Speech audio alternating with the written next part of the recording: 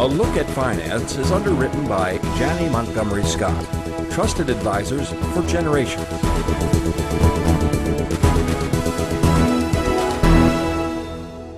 Well, welcome back, everyone. It's Thursday. Time for a look at finance. Yes, it is. Before the storm. My goodness. Yeah. Which storm? The financial storm or the storm brewing outside? Oh, my goodness. That storm outside, I know. I'm like, talk about we bad got a little weather. Looks like it's coming in on the outside there. Yeah. Well, we have a lot to cover today. I want to start kind of globally and move down.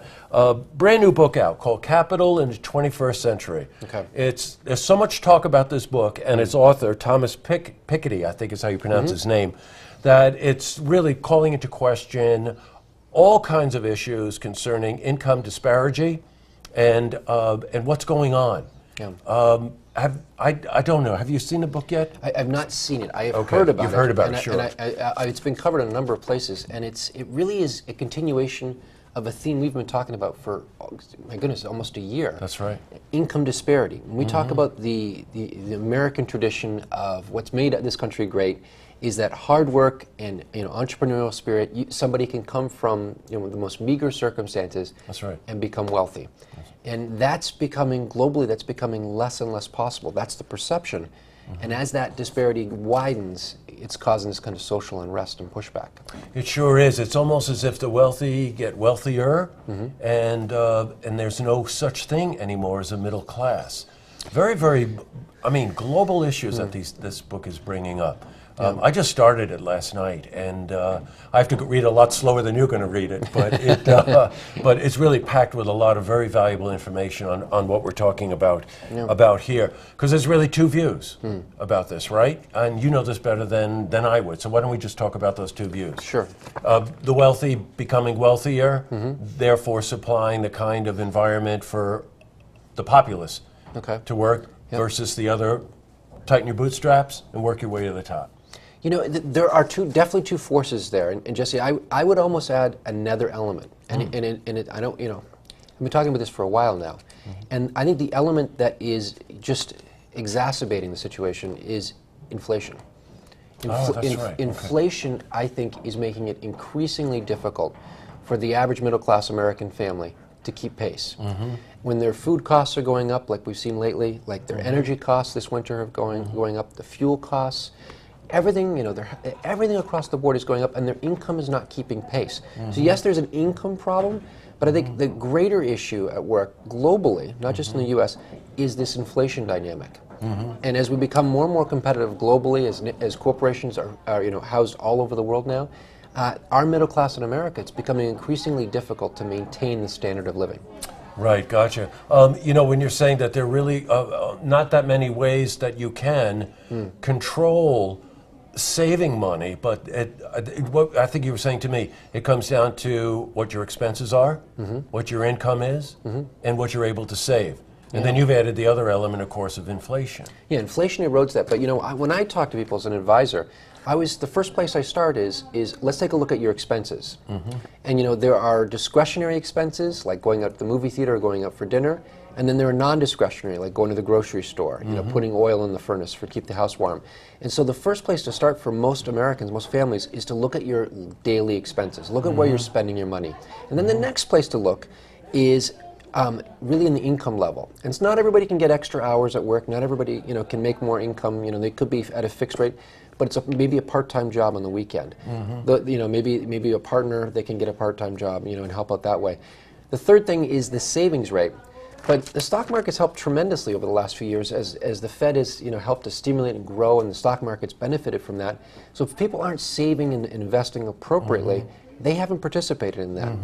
But I think what's made it all the more difficult is that if the money's been hid underneath the mattress, or they haven't saved, or it's sitting in a savings account not earning any interest, they feel like they've gone backwards. And I think in many cases they have.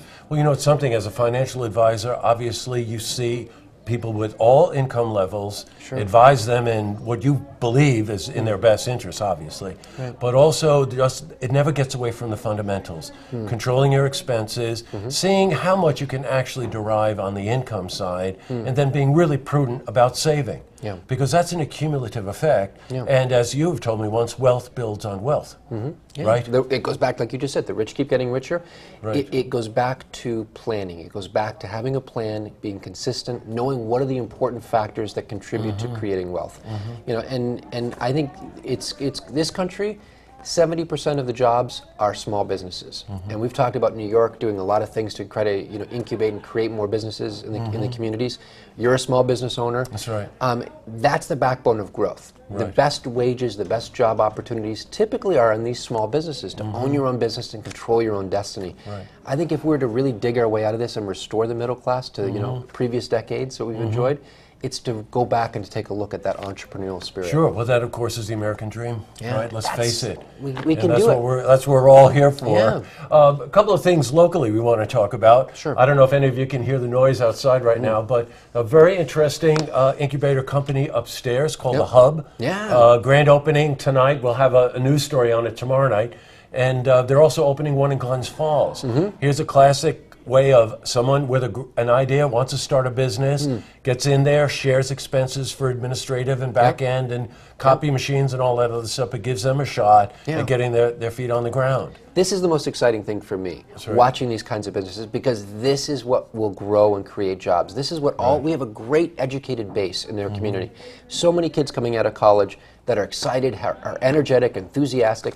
Having these kinds of programs available in a community like the vibrant community we have in this area is a huge opportunity, and they're having a lot of fun. Outside, I love know. it. Before the storm, it's a good thing. All right, we're going to have to go out and join them, but let's cover a couple of things.